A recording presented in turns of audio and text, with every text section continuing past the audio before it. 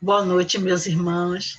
É com muita alegria que estou aqui hoje para esse trabalho de palestra no Estrela Guia, o qual eu quero agradecer pelo carinho, pela confiança em disponibilizar para mim esse trabalho. Quero agradecer a Amália, nossa incansável dirigente de doutrinária, de palestra. Muito obrigada, Amália. Obrigada, Emerson. Obrigada à espiritualidade da casa por esse convite, por esse carinho. O tema da palestra, dessas palestras, tem sido o livro Mediunidade com Jesus, né?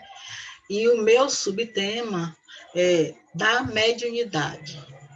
Então, vamos trabalhar sobre esse livro e sobre os subtítulos que ele nos apresenta, né? Então, eu fiquei com o subtítulo da mediunidade. É sobre esse trabalho que vamos conversar um pouquinho.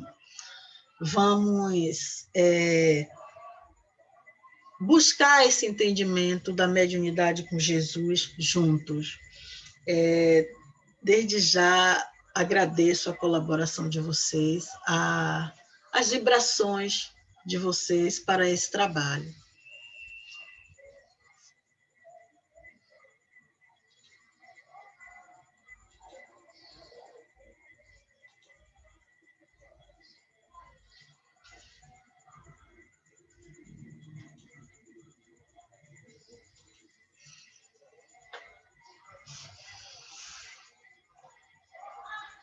Mediunidade com Jesus.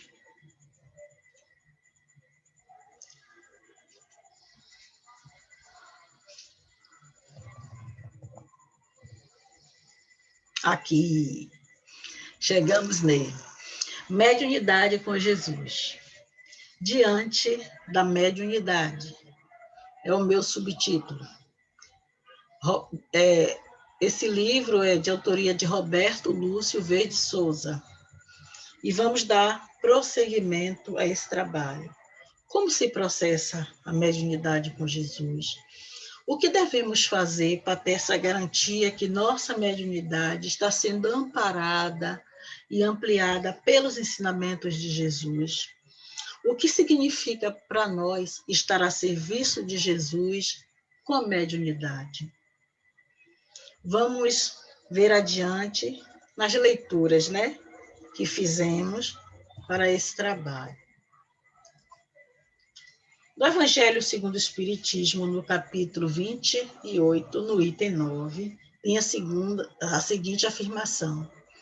Para conhecer as coisas do mundo visível e descobrir o segredo da natureza material, Deus concedeu ao homem a vista corpórea, os sentidos e instrumentos especiais. Com o telescópio, ele mergulha o olhar nas profundezas do espaço e, com o microscópio, descobriu o mundo dos infinitamente pequenos. E, para penetrar no mundo invisível, Deus lhe deu a mediunidade. Que incrível, que amor Deus tem por todos nós, né? E nesse mesmo livro, do capítulo 2, de Mediunidade com Jesus, que é uma página e meia, tem essa citação bíblica, né? Jesus levantou os olhos e disse: vejo os homens. Eles parecem árvores andando. Mais uma vez, Jesus colocou a mão sobre os olhos do homem. Então seus olhos foram abertos e ele viu tudo claramente.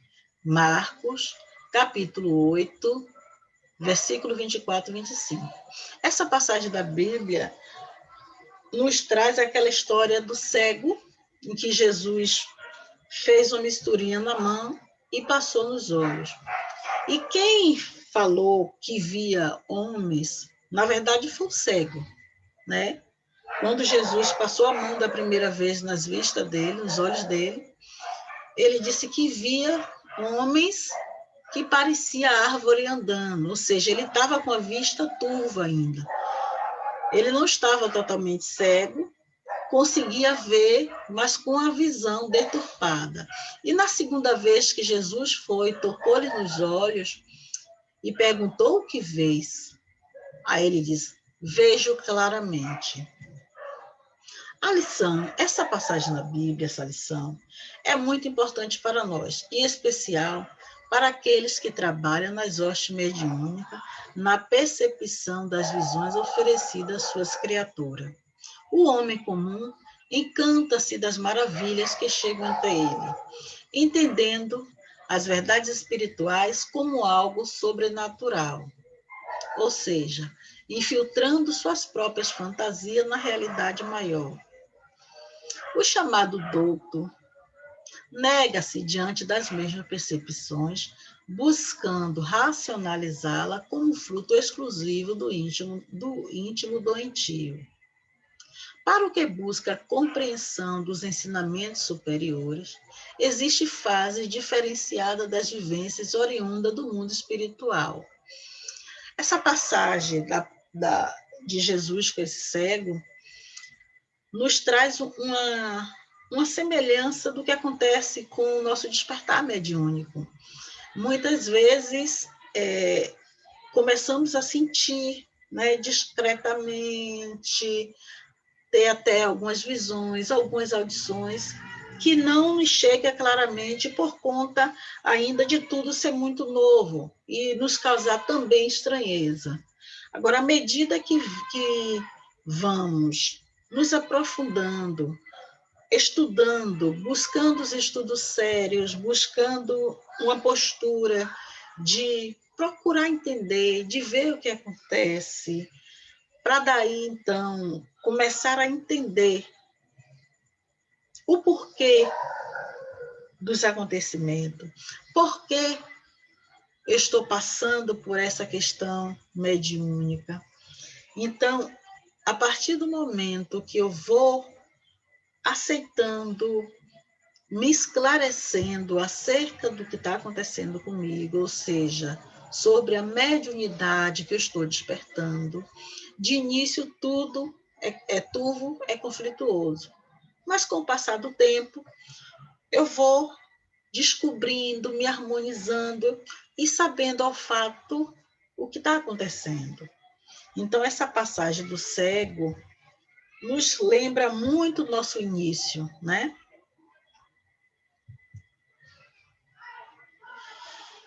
Uma coisa muito importante que a gente deve observar nessa questão do despertar mediúnico é o seguinte: começou os incômodos, começou a dificuldade, os calafrios, dor de cabeça, que as pessoas reagem, cada uma de forma diferenciada. Às vezes são sintomas parecidos e às vezes são totalmente diferentes. Então, o que deve se fazer nesse momento?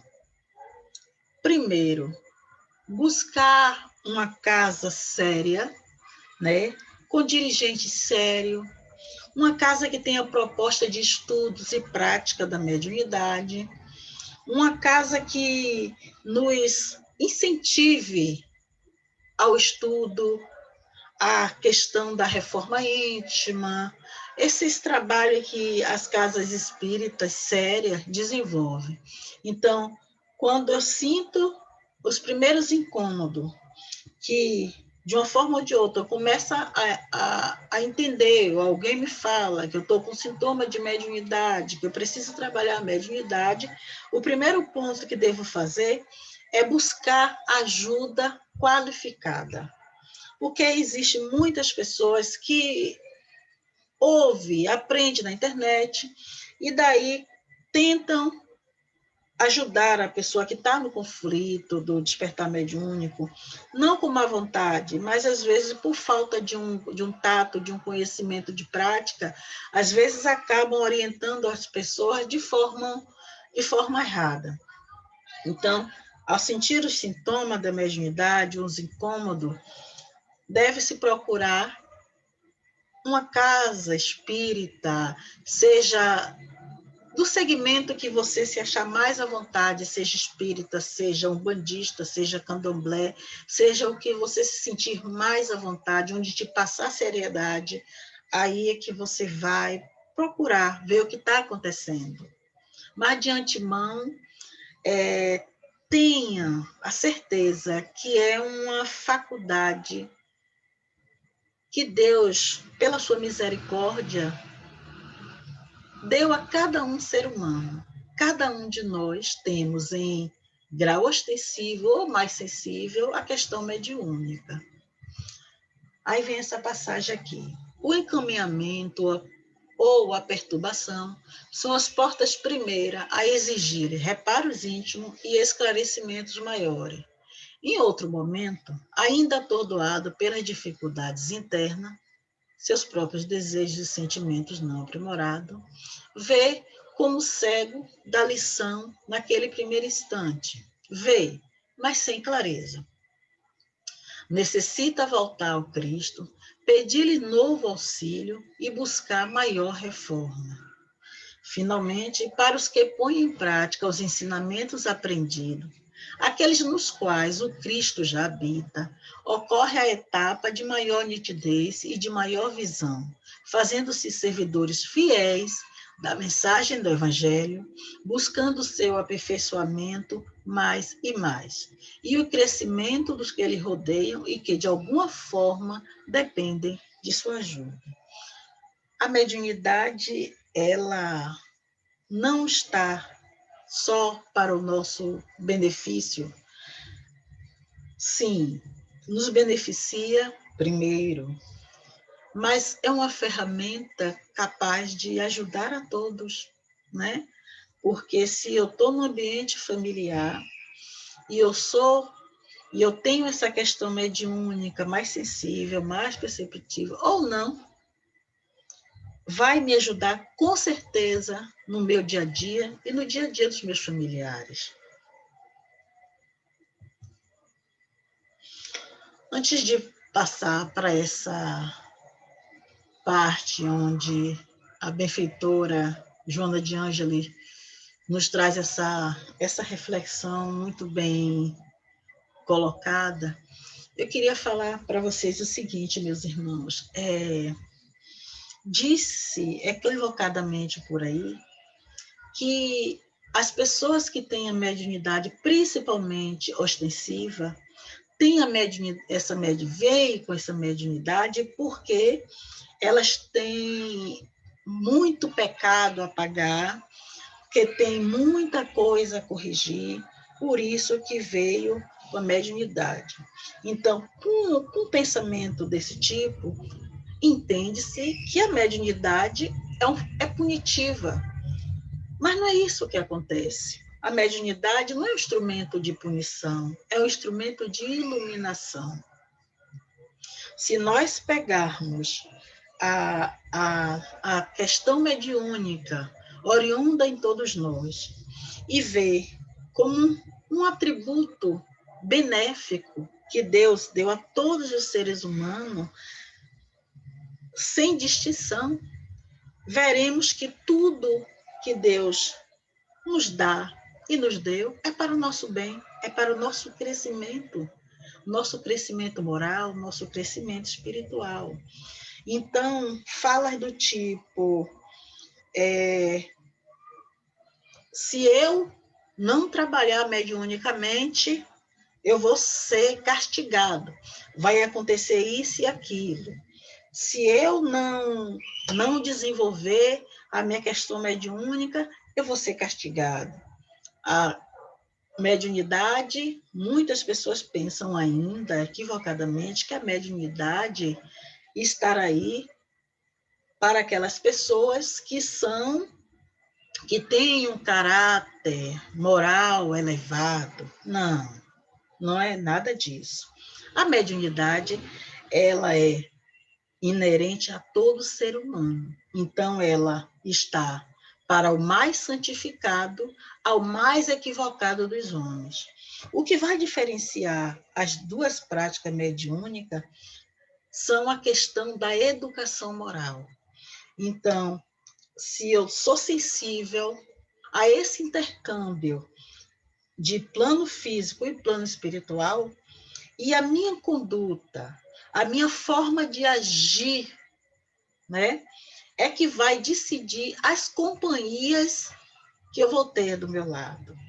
Então, se eu sou uma pessoa que Jesus já habita no meu coração, como bem disse a fala do texto anterior, eu vou estar atraindo para perto de mim aquelas energias e aquelas entidades que vão me ajudar no meu processo de iluminação, né? Agora, se eu, de posse dessa mediunidade, eu tenho condutas contrárias ao bem, contrárias à caridade, contrárias da luz, é claro que eu vou estar atraindo as energias de acordo com a minha postura de não luz, de não moral, de não ética. E a mediunidade com Jesus é a mediunidade que tem a ética, é a mediunidade pautada na ética. É aquela mediunidade que, se for na escrita, é uma escrita fidedigna. Se for na psicofonia, vai ser uma fala pautada na dignidade, né? Porque, a depender da comunicação e da escrita, ou do que se ouve, né, ou do que se pinta, do que se escreve, é que vamos ter, é que vamos saber a origem da energia ou da entidade que está nos acompanhando para esse ou aquele trabalho. Então, é importante termos dentro de nós que a misericórdia divina está sendo expressada através da mediunidade em todos nós, os seres, independente de nossa conduta. Agora, como eu disse antes, a minha conduta vai distinguir de que lado eu vou estar. Se eu vou estar do lado da luz ou se eu vou estar do lado das trevas. Então, eu posso atrair por companhia aqueles que se afinam com a luz ou aqueles que se afinam com as trevas. Lá no capítulo 22 do Livro dos Médiuns, na primeira questão, pergunta se a mediunidade é só para os homens santificados. Os espíritos categoricamente diz que não, que todos os seres, indistintivamente, são portadores da mediunidade, né? Agora, a conduta do médium é que vai determinar as companhias que ele vai estar atraindo para si. Então, vamos dar prosseguimento à nossa leitura. Do livro Mediunidade Responsável, tem a citação de Joana de Ângeles, que diz: mediunidade sem serviço é orquídea bela e inútil, com finalidade apenas decorativa. Quando colocada em favor da caridade, é grão de trigo que se transforma em pão, nutriente que sustenta muitas vidas. Desse modo, a mediunidade com Jesus é também cruz de elevação que alça ao infinito e liberta do cárcere das limitações. Quanto mais trabalhas a faculdade, mais eficazes se farão os resultados que pretende atingir. Quem veja o diamante reluzante como a estrela, não se lembrará do carvão escuro, conforme se apresentava antes da extração e lapidação. Com essa fala da benfeitora Joana, eu quero dizer a vocês que, no meu caso em particular, a mediunidade tem me sido de muita ajuda, tem me sido de muito esclarecimento, tem me ajudado na questão da ponderação, da intuição, dos freios que às vezes a gente, por questões ainda do processo de iluminação do espírito, a gente ainda se deixa muito levar pelas questões materiais, pelas questões da terra, pelos sentimentos contrários, outros sentimentos, todos esses que nós temos, né, de amor, de ódio, de orgulho.